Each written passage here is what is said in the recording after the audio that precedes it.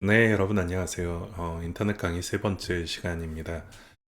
오늘 시간에는 여러분들하고 프리네이탈, 포스트네이탈, 그리고 네오네이탈 케어에 대해서 이야기를 나눠보도록 할게요. 산전에는 특별히 뭐 태아에 대해서 조치를 할 것은 없겠죠. 산전에는 엄마 뱃속에 아이가 있기 때문에 엄마에 대한 산모에 대한 케어가 제일 중요한 부분이 되겠죠. 근데 이제 태어나고 나서는 엄마에 대한 케어와 신생아에 대한 케어 두 가지가 동시에 필요하게 되겠죠. 오늘은 이제 정상 임신 과정 중에서 태아의 어떤 상태를 모니터링하는 방법, 그리고 태어나는 태아에 대한 어떤 모니터링, 그리고 판단 방법, 그리고 태어나서 제대 결찰에 따르는 여러 가지 문제들에 대해서 이야기를 나눠보도록 할 것입니다. 제대 결찰이 이제 응급구조사 업무 범위로 들어오게 되었어요. 누가 하느냐는 중요하지 않습니다. 이것을 어떤 시기에 어떤 식으로 하느냐에 따라서 어떤 차이가 생기는지를 아는 것이 매우 중요합니다. 그렇게 된다면 어떤 경우에는 빨리 결찰을 해야 하고 어떤 경우에는 시간이 지나서 결찰을 해도 문제가 없는 이런 것들을 판단하기 위해서는 그 제대 결찰의 시기에 따른 차이를 여러분들이 정확하게 알아야 한다라고 생각을 합니다. 그건 뭐 법적으로 누가 하느냐의 문제보다는 어떻게 했을 때 환자나 산모나 아이에게 영향을 미칠 수 있을 것인가를 여러분들이 판단하는 것이 훨씬 더 중요하다라고 생각을 합니다.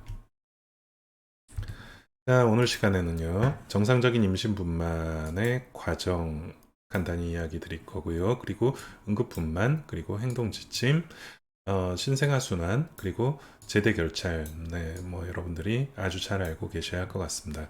그리고 산전진찰과 고위험 산모, 태아 모니터링, 신생아 모니터링에 대해서 이야기를 나눠보도록 할게요. 자, 첫 번째 케이스입니다.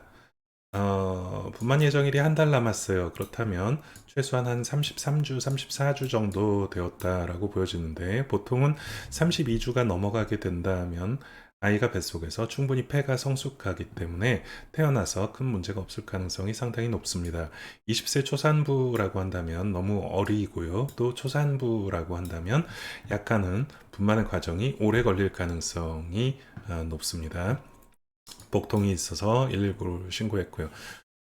보통 이제 이런 어린 산모들 같은 경우에는 산전진찰이 제대로 관리가 제대로 되지 않았을 가능성이 많습니다. 전일까지는 아이가 움직임이 있었는데 오늘은 움직임이 없다고 했어요. 이건 좋지 않은 사인입니다. 현장 도착 당시 환자는 1분 간격으로 규칙적인 아랫배 뭉침 증상, 보통 이제 2분 이내로 진통이 들어오게 된다면 그때부터는 분만이 임박했다라고 우리가 이야기를 합니다. 속옷이 모두 붉게 젖어 있었다. 아마도 양수가 터졌겠죠.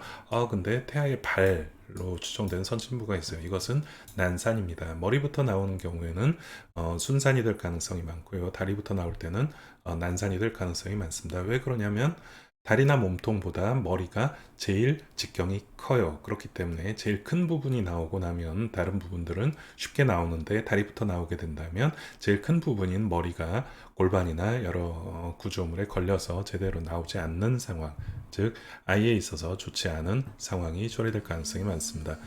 산부인과 병원까지는 1시간 정도 걸리는 상황이래요. 적절한 응급 조치는 무엇일까요? 네, 한번 생각을 해봐야 되겠습니다. 자, 두 번째 케이스입니다. 건물 화장실에서 갓난아이를 발견했다. 네. 뭐 간혹가다 이런 경우 있어요. 그래서 응급실에 데리고 옵니다. 아마도 그런 뭐 미성년자라든지 아이를 낳고 유기한 경우들 뭐 이런 경우들을 간혹 볼 수가 있어요.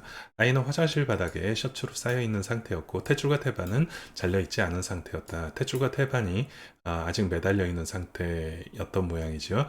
아이의 피부는 선홍빛이며 울음소리 잘 들리고 있었고 움직임도 활발한 상태이다. 무엇부터 어떻게 해야 할까요? 네, 아이는 아이지만 뭐 태어나고 나서 탯줄하고 태반까지 달려있는 상태로 그냥 화장실에 버려진 상태인 것이죠. 일단은 제대 결찰부터 해야 되겠죠. 제대 결찰하고 아이에 대해서 닦아주고 보온해주고 기본적인 ABC에 대해서 처치를 해야 될 터인데 물론 이제 교과서적으로는 그렇습니다만 막상 여러분들이 이제 이런 상황에 맞닥뜨리게 된다면 많이 당황하게 되겠죠. 그렇기 때문에 이런 상황을 예측하고 만약에 이런 상황에 내가 접하게 된다면 어떤 식으로 행동해야 하는지 생각을 해봐야 되겠습니다.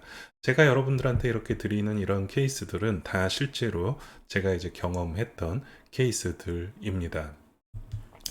자, 다음 시간에는 이제 산전 진찰에 대해서 이야기를 드리도록 할게요.